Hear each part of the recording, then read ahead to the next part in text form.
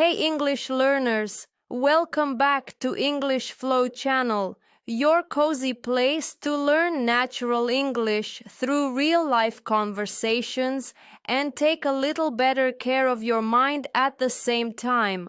I'm Anna. And I'm David, and today I want to ask you something small, honest, and maybe a little uncomfortable.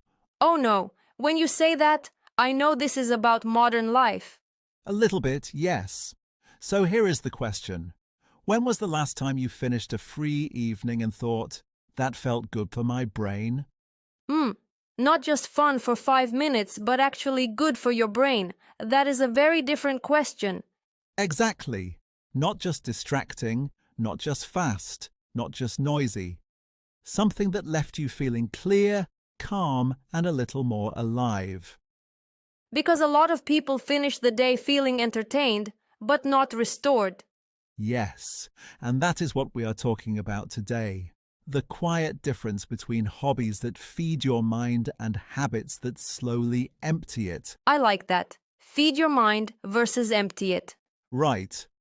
Because many of us say we are tired, bored, unfocused, or mentally foggy, but we do not always ask what we are doing to our brain every evening. We say, I need a break, and then we spend an hour scrolling with our mouth slightly open. Yes. And somehow that little break leaves us more tired than before. That strange modern feeling where your body did almost nothing, but your brain feels like it climbed a mountain. Exactly. And one reason is that a lot of our free time has become passive. We consume, we swipe, we watch, we refresh, we scroll, but we do not always create, practice, explore, or build anything. So today we want to talk about hobbies, but not in a cute little, oh, that's nice way. No. We want to talk about hobbies as mental protection, as something that can defend your focus, protect your attention, and even help you feel more like yourself again. Because hobbies are not just a way to pass time, they can shape the quality of your mind. Yes, a hobby can slow you down in a healthy way. It can help you focus on one thing, use your hands, use your imagination, and give your nervous system a different rhythm. And of course, because this is English Flow channel, hobbies can also become one of the most natural ways to improve your English. Exactly. So if your mind feels busy but dull, if your attention is weak, if your evenings disappear into a screen, and if you still want your English to grow, this episode is for you. Today we are talking about hobbies and mental clarity, about how the things you do in your free time can either drain your mind or slowly rebuild it. And we'll do it in English you can actually use in real life.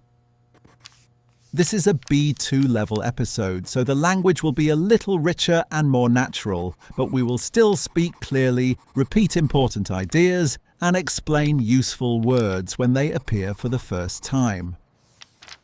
And if you are a strong B1 listener, stay with us too. Some parts may feel challenging, but that is how your English grows. You can always listen again and understand more the second time.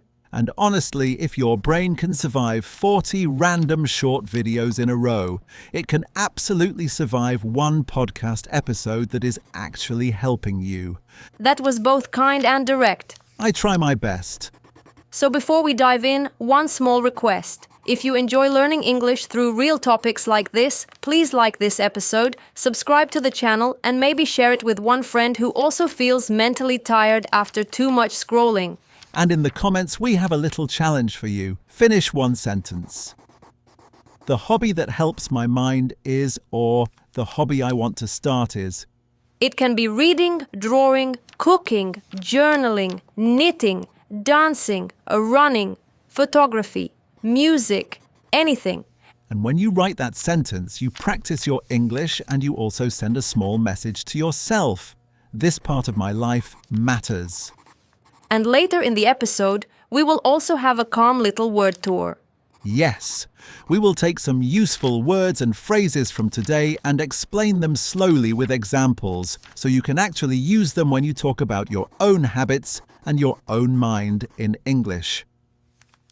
But first, let's start with a very simple question. Why do so many people feel mentally full and mentally empty at the same time? Yes. Let's begin there with that strange modern feeling of doing too much and feeling nothing useful from it. So let's talk about that feeling. I think many people know it, but they do not always name it clearly. Right. It is that moment when you put your phone down and your brain says, "That was a lot," but your heart says, "That gave me almost nothing." Yes, you were stimulated, but not satisfied. Exactly. And I think one problem is that modern entertainment is often designed to grab attention, not to nourish it. That is a very important difference. Grab attention, not nourish it. Yes. Something can be exciting for your eyes and still empty for your mind. I had a night like that last week. I was tired after work, so I told myself, I'll just rest for a bit. Then I watched clips, random posts, short videos, people arguing, a recipe I never made, a travel video, a joke, a dog wearing sunglasses, more jokes. A very balanced intellectual dinner. Exactly. And after all that, I didn't feel rested. I just felt scattered.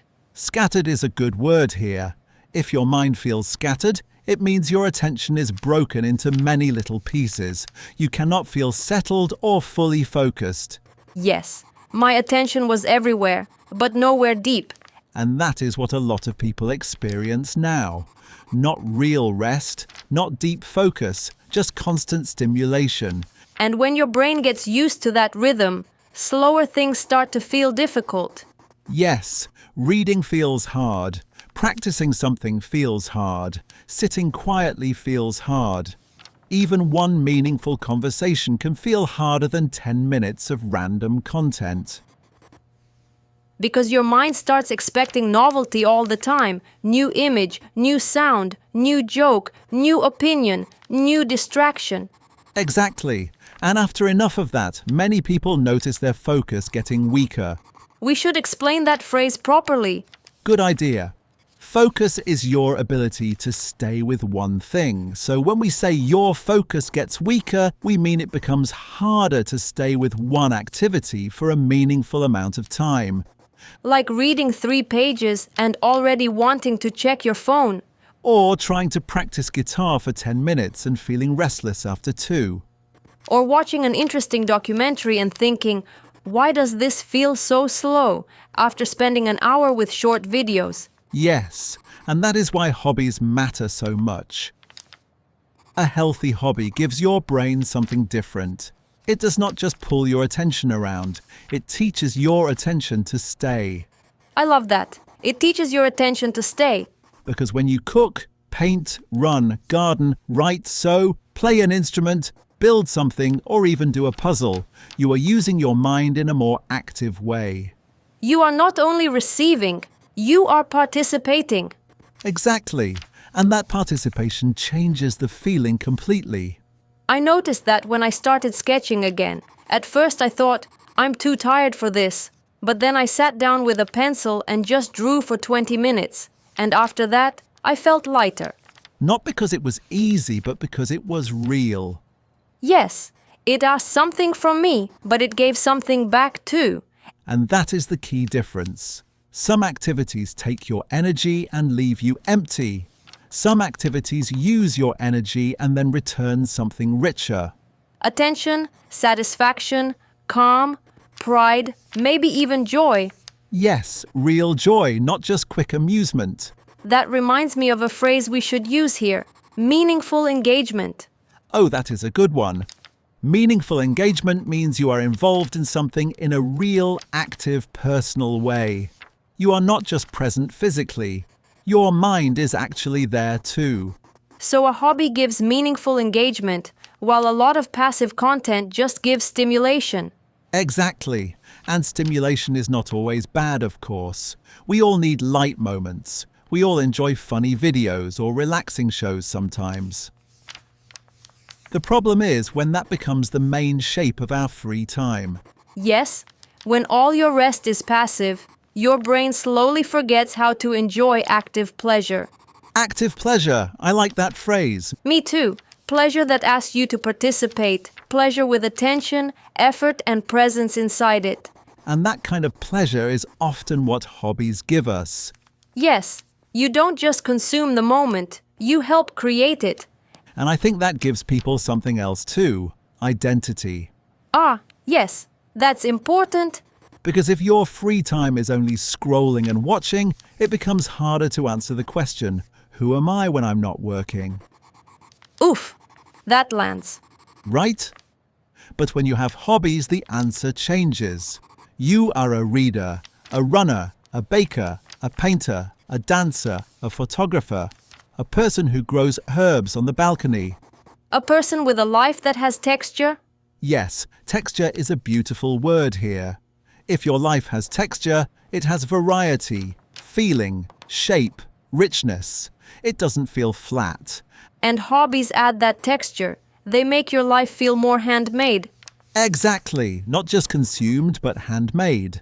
And one of my favorite things about hobbies is that they can create flow. Yes, let's explain that. Flow is the state where you are so focused on what you are doing that time starts to disappear.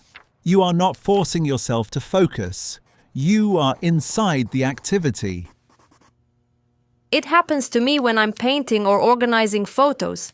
I look up and think, wait, has it really been 40 minutes? For me, it happens when I'm playing piano or writing. And that feeling is powerful because it gives your mind a different kind of rest. Not empty rest, but deep rest through focus. Exactly. Which sounds strange at first, but it is real. Your brain can recover through meaningful focus, not only through doing nothing. And that is why people often finish a hobby session feeling clearer than they did before. Yes, not because the hobby removed all their problems, but because it gathered their mind back together for a while. I think many listeners need to hear that. A hobby does not have to become your big life passion. It can just be something small that helps your brain breathe again. Beautifully said. It doesn't need to become a brand, a business, or a perfect skill. It can simply be a place where your mind feels human again. That takes off so much pressure. Yes. Because sometimes people say, I don't know what my hobby is. And they imagine they need one grand answer. But really, you just need one small thing that feels alive. Exactly. Something that brings you back to yourself a little. Reading 10 pages before bed, baking bread on Sunday, learning easy songs on the guitar, taking pictures of ordinary streets, growing basil on the window, writing one paragraph in a notebook. Yes, small things, repeated things, real things. And when you repeat them, they start shaping your week. Which is why hobbies are not just activities, they are patterns. Patterns that can slowly protect your mind. And because this is English Flow Channel, we should say this very clearly. Hobbies are also one of the best ways to improve English without making English feel heavy. Yes, hobby plus English is such a powerful combination. If you like cooking, you can follow recipes in English. If you like fitness, you can watch workouts in English. If you like reading, you can start with simple English stories. If you like journaling, you can write short reflections in English. If you enjoy crafts, you can watch tutorials in English. If you like music, you can learn lyrics and sing along. If you like photography, you can describe your pictures in English. And then English is not only a school subject. It becomes part of something you genuinely enjoy. Which helps your brain trust it more. Yes, your brain stops connecting English only with pressure and starts connecting it with curiosity, pleasure, and life. That is such a healthier relationship with a language. Exactly, and I think this is a good moment for a little reflection. Yes, a small mirror moment. If someone quietly watched your free time for 7 days, what story would they tell about your mind? Would they say, this person is always stimulated but rarely nourished? Or would they say, this person protects their attention sometimes. This person knows how to do something real. And if the honest answer makes you uncomfortable, that is okay. Discomfort is not failure. Sometimes it is just clarity arriving. Yes, you do not need to change your whole life tonight. Just choose one small hobby and give it 10 or 50 minutes this week. Not as pressure, as care. Exactly. Care for your attention, care for your mood, care for your English, care for the shape of your days. And then notice what happens. Do you feel lighter, more present, more awake inside? Because that small change may be telling you something important. That your brain was not lazy, it was hungry. Hungry for something slower, deeper, and more real. I think this is a beautiful moment to slow down and do our calm word tour. Yes, let's take a few words and phrases from today and walk through them slowly together. You can repeat after us if you like. Okay, let's begin. The first phrase is mentally foggy. If you feel mentally foggy, your mind does not feel clear. It feels cloudy, slow, or unfocused. For example, after too much screen time, I often feel mentally foggy. Or I felt mentally foggy all morning because I slept badly. Repeat, mentally foggy. Mentally foggy. Next is scattered. If your mind feels scattered, your attention is broken into many little pieces. You cannot settle properly. For example, after checking my phone too many times, I felt scattered and couldn't focus. Or my thoughts were so scattered that I couldn't finish the book chapter. Repeat, scattered. Scattered. Next, we had meaningful engagement. Meaningful engagement means being involved in something in a real, active, personal way. For example, painting gives me meaningful engagement, not just distraction. Or good conversation creates meaningful engagement between people. Repeat, meaningful engagement. Meaningful engagement. Now a lovely one. Texture. If life has texture, it feels rich, varied, and full of interesting details. It does not feel flat or empty. For example, hobbies give texture to my week, or traveling adds texture to life because every day feels different. Repeat, texture. Texture. Next is flow. Flow is the state where you are so focused on an activity that you forget about time and everything around you. For example, I entered a state of flow while I was writing and didn't notice an hour passing. Or swimming helps her find flow and forget her stress. Repeat, flow. Flow. Next phrase, active pleasure. Active pleasure is joy that asks for your participation, attention, or effort. It is not only passive entertainment. For example, baking gives me active pleasure because I am creating something. Or learning a song on the piano is active pleasure for me. Repeat, active pleasure. Active pleasure. Now, handmade. If we say a life feels handmade, we mean it feels personal, shaped with care, not only consumed in a passive way. For example, hobbies make my week feel more handmade. Or her home feels handmade because she creates so many things herself. Repeat, handmade. Handmade. Next is nourish. To nourish means to feed something in a healthy way so it becomes stronger or healthier. It can be about the body, the mind, or even a relationship. For example, reading can nourish the mind, or honest friendship nourishes your emotional life. Repeat, nourish. Nourish. Next phrase, take the pressure off. If something takes the pressure off, it makes a situation feel less stressful or less heavy. For example, remembering that a hobby does not need to be perfect takes the pressure off. Or working with a friend took the pressure off the project. Repeat, take the pressure off. Take the pressure off. And finally, mirror moment. A mirror moment is a quiet moment where you see yourself honestly and clearly. For example, checking my screen time was a real mirror moment for me, or that conversation gave him a mirror moment about how he was living. A repeat, mirror moment. Mirror moment. So, that was our calm word tour for today. And if you can use even a few of these words when you talk about your habits, your hobbies, and your attention, you are already using strong, natural English. You do not need to remember everything at once. Even one new word, one new sentence, one new idea is already progress. And maybe tonight you can ask yourself one simple question. What did I give my brain today? Only stimulation or also something real? And if the answer is mostly stimulation, that is okay. Tomorrow is another chance. Maybe tomorrow you choose one small hobby and let it gather your mind back together. Because your attention matters, your peace matters, your English matters. This is Anna, And this is David. and you have been listening to English Flow Channel. Bye.